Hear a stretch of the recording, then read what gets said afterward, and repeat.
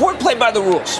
And because they play by the rules, they're going to be shredded. Things just keep getting worse at Ford, Chevy, and Ram, and I'm not sure how some of these dealerships are going to survive through the rest of this year. Ford Motor Company is posting second quarter losses of $36 million despite having higher revenues than its second quarter last year. Since last year, this Stellantis auto plant in Brampton, Ontario, has been shut down for retooling that was paused back in February and is yet to resume. And now, with word of the company's financial losses, the workers are understandably worried. General Motors is the latest car maker to feel the pain of President Trump's tariffs. The company says it lost $1.1 billion from its bottom line this past quarter. America's Big Three just reported some huge losses, and this time the CEOs are saying it's all because of President Donald J. Trump. But is it really all Trump's fault? I don't think so. I think these CEOs are just looking to push the blame on anyone but themselves. While a small part of the problem could be put on Trump, it's only a very tiny piece of the puzzle as to why America's Big Three are losing money hand over fist. Ford, Chevy, and Ram are blaming tariffs for their record-breaking losses. But that's not really the problem. Let me show you what's actually happening.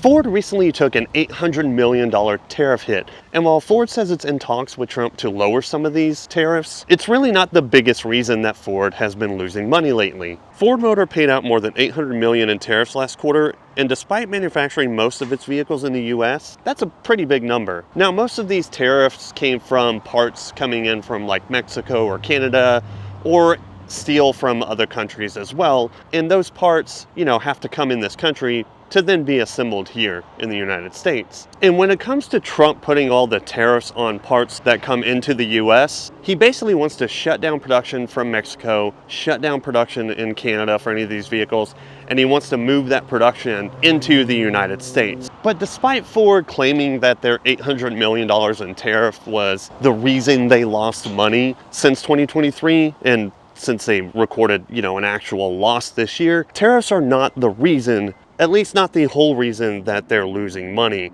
And I want to show you the real reasons that Ford is actually losing money, and tariffs are only a very, very tiny percentage of the problem. And the first thing on that list has to do with just about every truck, SUV, and car. Talk about the Mustang, that's the only car they make. Every one of these vehicles has had issues.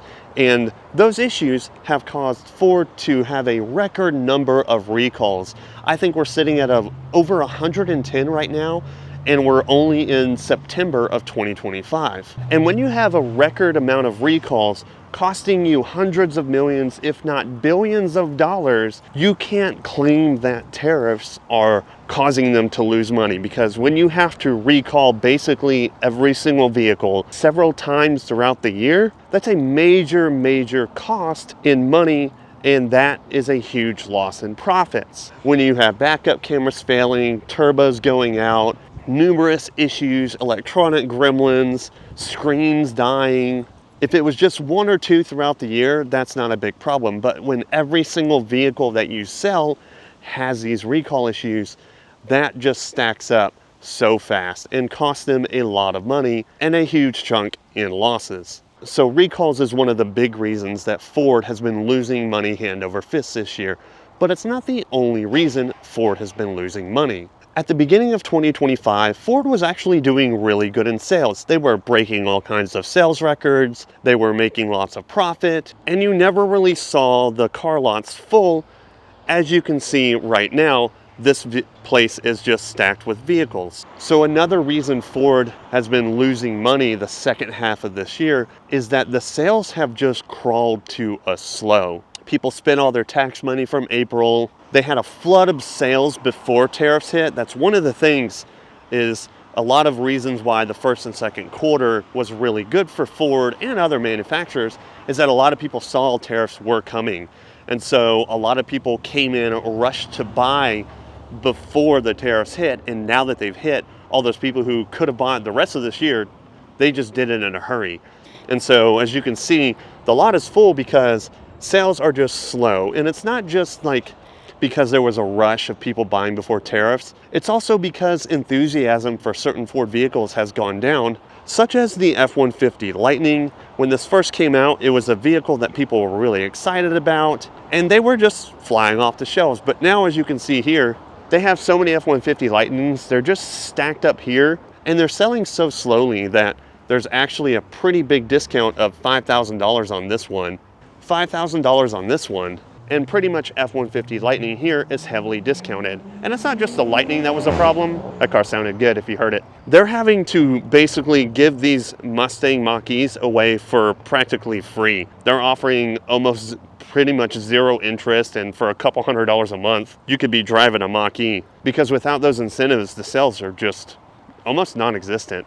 And then the final reason that sales have slowed down the second half of this year is that the prices are just out of control. They keep getting higher every single year, ever since 2020.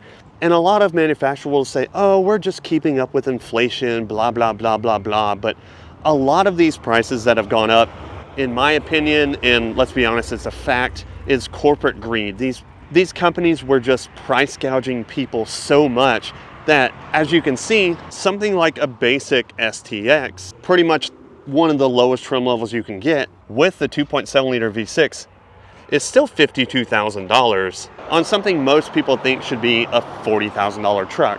And Ford knows that, because you can see here's another STX. They've got a $4,000 discount on it. And there's actually some trucks that had even larger discounts on them. I've seen as high as $11,000 or $12,000 off of some of these F-150s. I'm not seeing as many window stickers right now. I'm guessing they're probably updating them. Like, there usually is a discount right here on just about every truck that I was seeing. And I was here a couple weeks ago, and they have discount stickers in every single window. So I'm thinking they're probably updating them. And my assumption is the discounts are going to be even higher, because even this one over here, this was here last time, and they had like $8,000 off of this truck, but it's gone now. So as far as Ford goes and why Ford is losing money, small part is the tariffs, but the rest is just the recalls and high prices and declining quality. And when you have all of those four things combined together, it just creates a huge disaster. Running around these dealerships and talking about cars all day just keeps me really busy. So some days it feels like I barely have time to eat, and trying to prepare my meals in the middle of all that feels almost impossible. And that's where today's sponsor, Tempo, comes in to save the day. Tempo is a recurring weekly meal delivery subscription that serves up fast, feel-good, single-serving meals. And Tempo is now my go-to for like quick, fresh meals, and they've saved me a ton of time in my day. And this protein-packed spicy ranch chicken just looks phenomenal. And it's also got some veggies like sweet potato and broccoli in here. You can select from over 24 chef-designed, ready-to-heat meals on their weekly menu, and they all cook in just 2 minutes. You can also filter meals by protein-packed, fiber-rich, carb-conscious, and calorie-conscious to find what meals work for your healthy lifestyle. Tempo menus are dietitian approved, support a healthy lifestyle, and they're made with real ingredients. Instead of having to cook for hours and meal prep and do all that stuff, Tempo meals have helped me get more time back in my day, and it helps that they just taste really good as well. If you want to try out Tempo's perfectly portioned meals that cook in just 2 minutes, I highly recommend it. Just click the link in the video description or scan the QR code for 60% off your first Tempo box when you use the code MOTORFEED60. Again, use the link in the description or scan the QR code for 60% off your first box of Tempo. Thanks to Tempo for sponsoring this video. Let's get back to it. And here's a good example on the percentage of parts on one of these Ford trucks that is coming from foreign countries. This Ranger right here, if you can see on this sticker here, it has the parts content information, and it says US and Canadian parts content is 46%, and then they have 20% from Mexico, and then the final assembly is in Wayne, Michigan.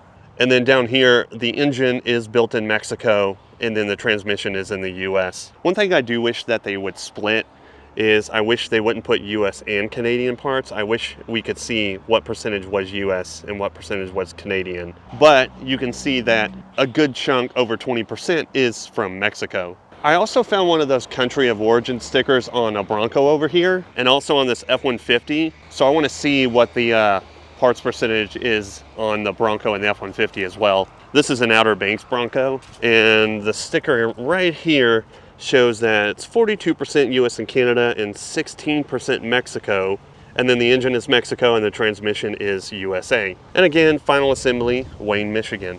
Now let's go check on the F-150. This is an STX, and honestly, the STX trim level is looking pretty spicy right now. This is actually decent. And honestly, you don't need a Lariat or any of those fancy trim levels. An STX, if you want just a good truck, is just fine. The sticker on the F-150 is quite interesting because it says US and Canadian parts are 45%. With the engine and transmission in the US. I'm not sure where the other percentage of the parts are coming from.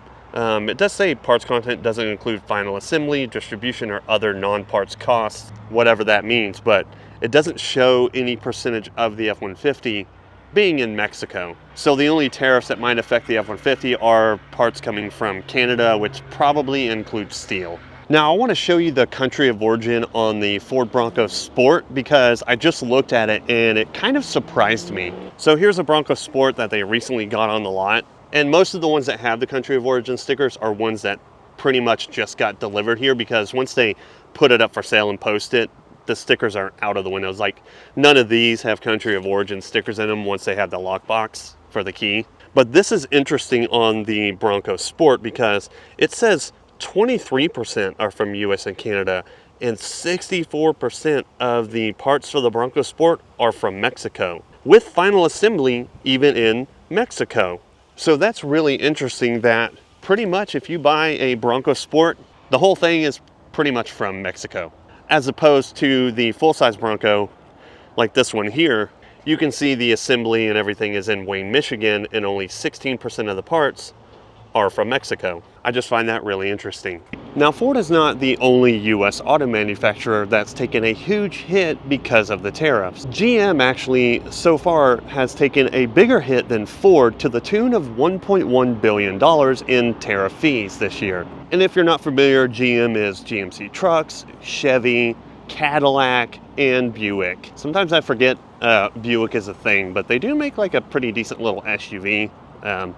Other than that, nothing else cool. I don't even know why they're still around, to be honest. But anyways, so according to this article from the Wall Street Journal, GM profits have shrank $1.1 billion from the tariff hit. And they also say that the tariff impact will be greater next quarter. The company reported net income shrank 35% in the second quarter as Trump's tariffs weighed on the company. GM, which is the largest automaker in the US by sales, had already lowered its earlier profit guidance, and now they're lowering it even more.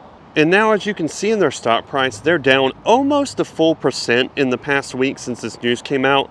But it's not all gloom and doom for GM, because in the last 3 months, their stock is still pretty much up overall, as you can see from this chart here. Now, just like Ford, while tariffs cost GM a lot of money, it's not entirely the full story. You see, GM is having some similar problems to Ford, but not as big of a deal as Ford, in that they are having issues with recalls as well. And it's not just recalls causing the problems. They made some big investments on some of their trucks that just aren't selling well, so that's causing them to lose some money as well.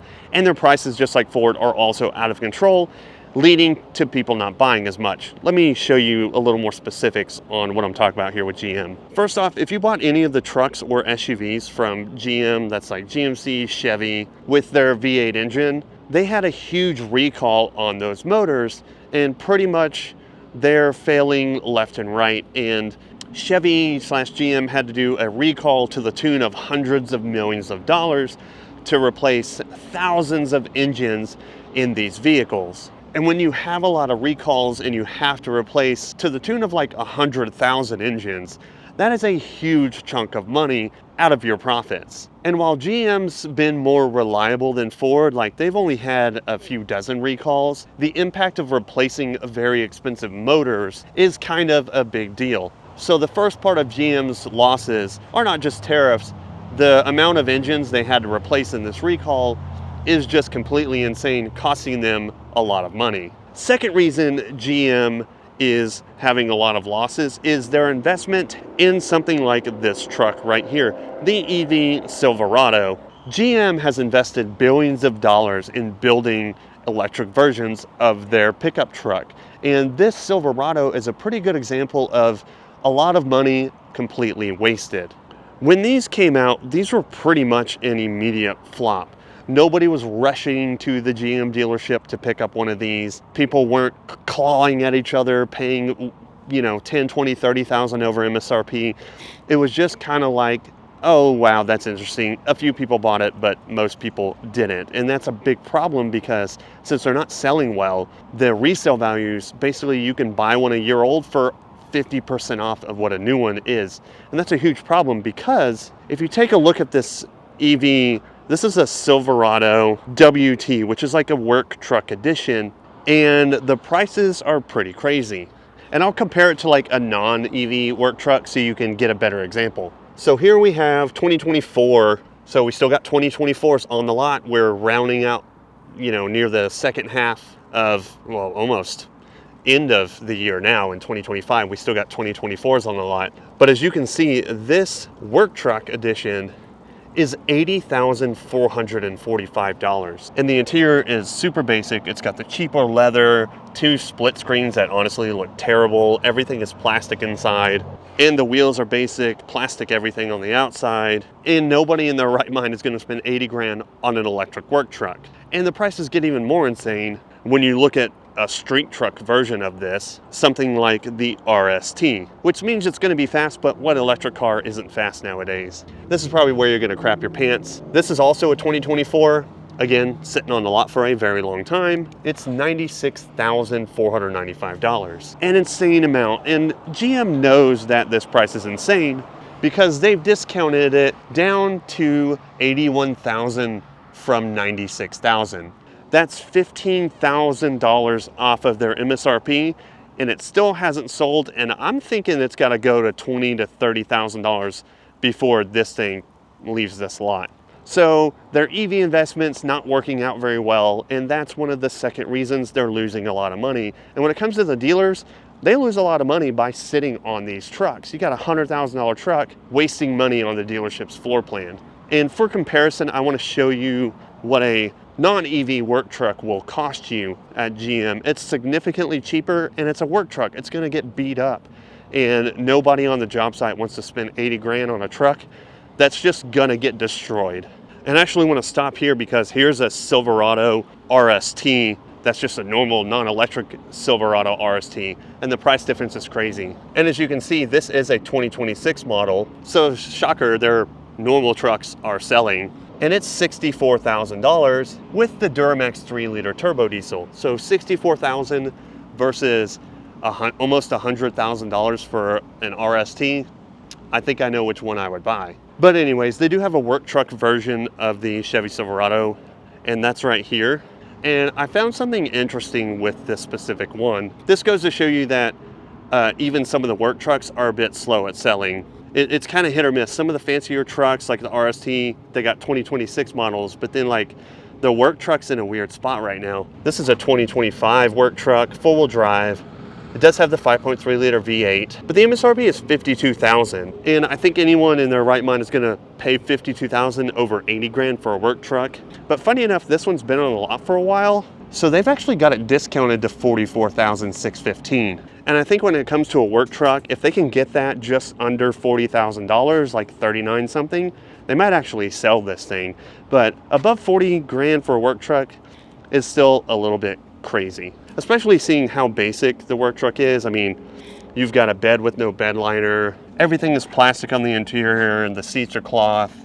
And the screen is just a little baby tiny screen right there. You even get plastic mirrors and steel wheels compared to gloss mirrors, and honestly pretty nice wheels right there. But that leads me to the third reason that GM is having a hard time and they've got some losses, is because even something like this Z71 right here, this is a 2026 model, so it's brand spanking new, probably hasn't even been on the lot for a month. But the MSRP is $60,000 with the 3-liter turbo diesel. And what I find interesting nowadays, at least in this last year, is normally when you would see dealerships have some sort of discount on vehicles, it was very end of the year around Christmas time, or very beginning of like January, February, where they're trying to get rid of old inventory.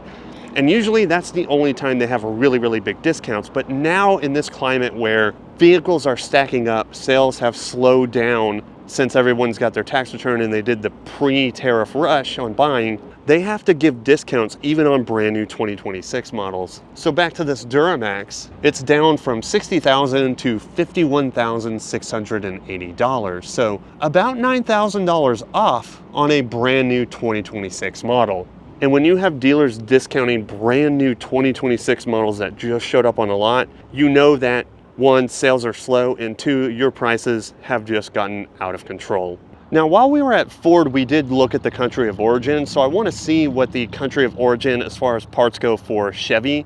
And they actually have it on this window sticker here. It looks like we've got 38% US and Canada, and then way more for Mexico, like compared to the F-150, which was like 18 to 20%. We've got 36% of parts from Mexico on the full-size Chevy Silverado. And even the final assembly is in Mexico as well. And the story is pretty much the same for like a Tahoe. You've got 37% US Canada, 37% Mexico.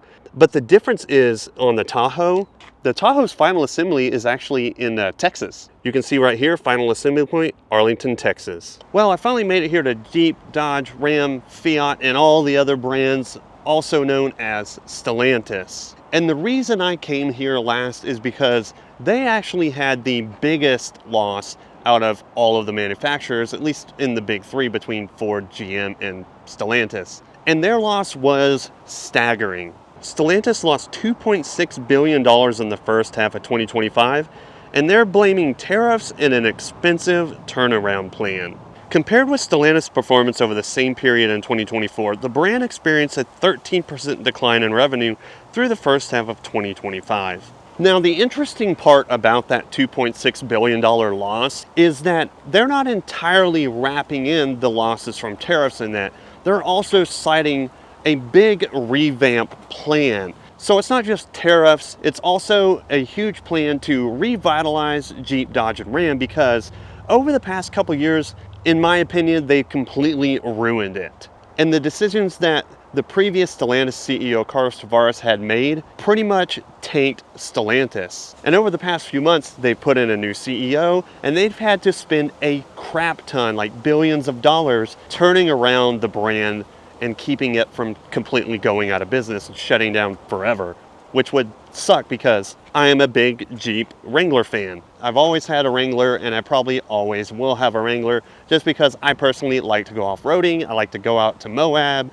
I like to hit trails. I like to go out in the mountains here in Idaho, and it's just the best vehicle to do that in. So it would suck to see the Jeep Wrangler disappear. And Stellantis doesn't want that because Jeep is like their bread and butter. They make a lot of money off Wrangler sales, and of course, a lot of money off of Ram truck sales as well. And so it's not just tariffs that's causing these Ram, Jeep, and Dodge brands to fall apart. There's been a series of mistake after mistake causing them to lose billions of dollars. And one of those big mistakes is right here. Let me show you. This thing right here, the new all-electric Dodge Charger, has been a huge, huge sales flop for the Dodge brand. It's one of the worst selling vehicles probably in the history of Dodge.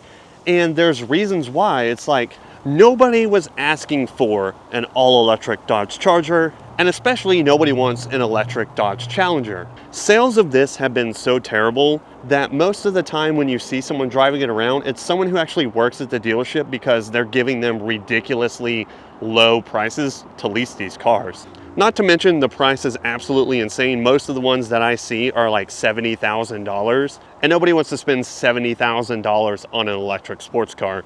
That's a Dodge. I much prefer the V8 rumble that the Chargers and the Challengers had. As a matter of fact, on my way in here, I followed a Charger in here that was all fixed up with the wide body, whatever package that was, and it looked so good and it sounded fantastic. And Dodge knows they made that mistake because they're actually putting the combustion engines back in. They started now with putting a twin turbo inline 6 Hurricane engine, and next up in line, the news articles are starting to come around. So the Hemi V8 will be returning to the Dodge Charger, and I think once they put that motor in there, they show it to the world, they're gonna sell like crazy. They're not gonna sit on the lot, and Dodge is gonna make a huge comeback. And speaking of Dodge failures, this Hornet right here is a huge flop. It's a good looking little SUV, but it makes no sense to spend $50-something thousand. Let me show you how much this thing is. It's gonna shock you. The MSRP is $49,720, so $50,000 on a little SUV that's basically like an Alfa Romeo or Fiat or whatever. And it doesn't make sense to spend that much. when parked next to it is a little Jeep Compass. There's a blue one, a red one, and a little silver one. And you can grab it for $32,355. It makes no sense to spend 50 grand on an SUV. That's not any better than the Jeep Compass, which is a good looking little SUV. So that's number 2 mistake that Dodge made over the last year. Second mistake is right here with Ram and the new 1500 SST. And all you gotta do is look right underneath the hood, because they completely got rid of the Hemi and they're putting a 3-liter inline Hurricane with stop start. And by the way, this is a Bighorn and it's a lower trim level and it's $65,100. They completely got rid of the Hemi and replaced it with the inline Hurricane 6. And it's not all bad. Like, there's some good things about the Hurricane engine. Like, it does have more horsepower and torque, and it is slightly more fuel efficient than the Hemi, but not by much. However, it is a very expensive engine to produce, and that leads me to the reason number 2 that the sales of the Ram has been pretty slow, and that's the prices. Like, I showed you that one was like $65,000 over there, but if you want like a cool trim level like this Ram Rebel here, here's a 2026 Ram Rebel with the 3-liter. And as you can see, the MSRP is $80,365. My cousin bought a 2020 Ram Rebel used with like, I don't know, 10, 20, 30,000 miles on it. I think he got it under 50 grand. And the MSRP of the Rebel just a few years ago, like 2020, was like $60,000, and that one's 80. So the price of a Rebel has gone up $20,000 in just the last 4 years. But just like with the Dodge Charger, they realized their mistake and they're rectifying it, because as of just a few months ago, they announced that they're bringing the V8 Hemi engine and they're putting it back in the Ram. And the moment that was announced, the very day, they had 10,000 pre-orders for people who wanted to get a Ram truck with the Hemi V8. 10,000 orders in one day just from announcing you're bringing the V8 back into the Ram. That just shows you the market they were missing. And they could have done this a little bit different. Like Ford, when they released the twin turbo engine, they also were able to keep the option of, hey, you can get the 5-liter Coyote V8 in your Ford F-150, or you can get the new twin turbo motor. Ford gave their customers a choice, but Ram basically forced the twin turbo 6-cylinder engine onto buyers. They didn't have a choice. And if they would have given them the choice of buying the V8 or the twin turbo, it would have been an easier transition for people, because you just got to give your customers choice. It would have worked out better for Ram in the long run. Now, putting the powertrains to the side, as far as Ram and Dodge and all Stellantis goes, powertrains weren't the only reason that the sales were failing. Another one is the prices. Like I showed you the price of that Rebel and how expensive that got. But take a look at this trim level of Ram here.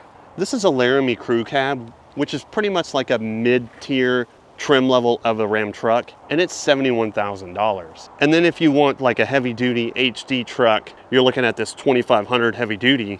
What I find just hilarious about comparing the price of that 1500 versus this heavy-duty 2500, it is the price difference. This is a 2500 Tradesman with four-wheel drive, and it has a 6.4-liter V8 Hemi heavy-duty engine. So they kept the heavy-duty V8 in the 2500, and it's cheaper than that 1500. You're looking at $65,560 for a 2500 HD with the bigger Hemi V8 in it. This is a better deal than that 1500 Ram Laramie over there. Like, the 1500 is just a pricing nightmare. They're way overpriced, especially when you can get a bigger Hemi V8 in a 2500. I'd rather grab the big one that you can tow more stuff with. Now, I almost forgot to look at this piece of the window sticker, and that's the country of origin. And obviously I did it for Ford, did it for GM, got to do it for Ram. We've got 55% US and Canadian parts. We've got 39% from Mexico, but the final assembly is in Michigan. And interesting enough, the engine is Mexico and the transmission is United States. I see a trend here in that pretty much all of these three brands, most of their engines are now made in Mexico, which I just find really interesting. I'm guessing it's just cheaper to produce there, which is why they're down there to begin with. But as you can see, the problems with Ford, GM, and Stellantis are not just tariffs. Tariffs is I would say, small portion of the issue. The bigger portions are recalls, prices, and just overall greed with some of these brands. The CEOs went out of control with trying to price gouge people, and it's finally coming to a head and they're having to face those mistakes.